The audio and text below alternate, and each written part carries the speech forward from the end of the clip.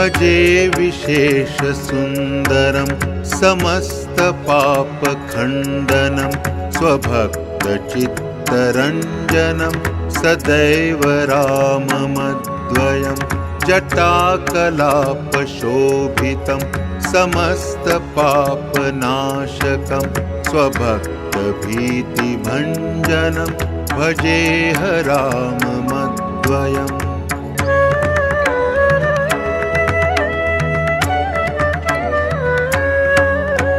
निजस्वरूपबोधकं कृपाकरं भवापहं समं शिवं निरञ्जनं भजेह राममद्वयं।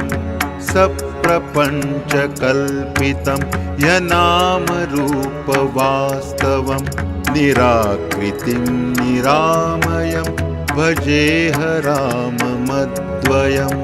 निष्प्रपञ्च निर्विकल्प निर्मल निरामयं चिदेकरूप सन्ततं भजेह राममद्वयम्।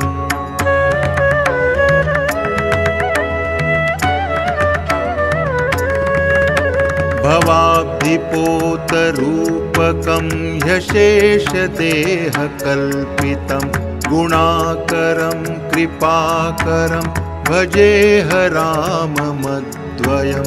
महासुवाक्यबोधकैर्विराजमानवाक्पदैः परब्रह्मव्यापकं भजेह राममद्वयं।